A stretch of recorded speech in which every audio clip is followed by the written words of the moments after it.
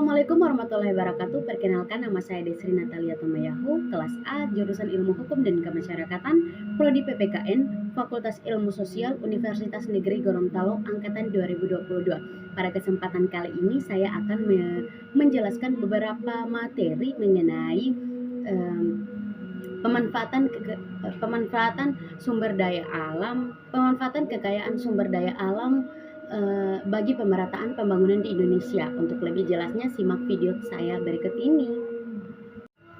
Kondisi alam dan pengaruhnya. Indonesia terletak antara dua samudera dan dua benua. Dua samudera yaitu Samudra Pasifik dan Samudra Hindia, serta benua Asia dan benua Australia.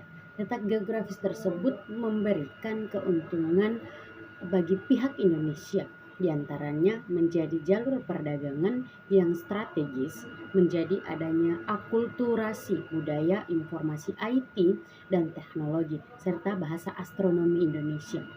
Indonesia terletak di antara 6 derajat lintang utara sampai 11 derajat lintang selatan, 95 derajat bujur timur, 144 derajat bujur timur. Dampak yang ditimbulkan yaitu terjadinya perbedaan waktu antara 3 wilayah, WIT, WITA, dan WIB. Indonesia juga terletak di zona cincin api yang tidak heran Indonesia mempunyai begitu banyak gunung berapi. Indonesia juga dikelilingi petahan-petahan dan sesar-sesar aktif dari Pulau Sumatera hingga Papua yang menjadi ancaman gempa bumi dan tsunami. Apabila petahan ini aktif atau bergerak, Indonesia juga dipengaruhi oleh angin muson timur dan angin muson barat yang menyebabkan terjadinya dua musim. Di Indonesia sehingga cocok untuk bercocok tanam. Sumber daya alam sangat penting dalam pembangunan ekonomi terkait dengan fungsi dan peran sumber daya alam hayati.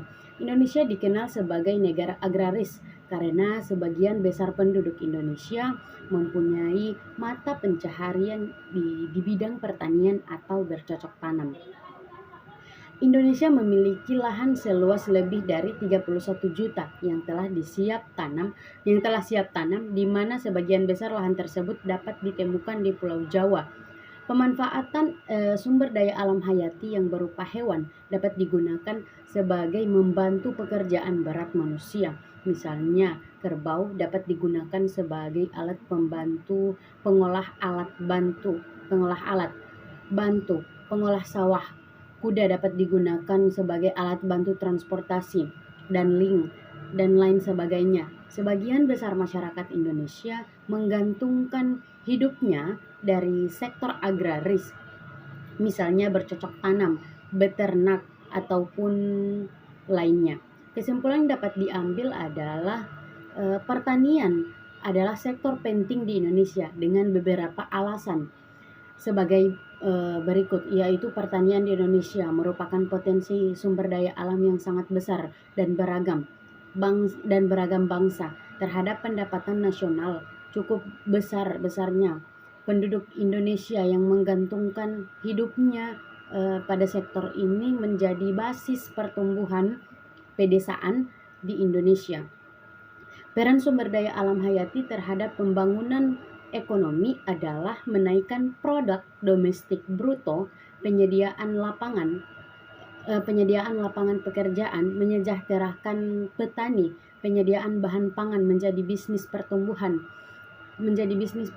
ekonomi.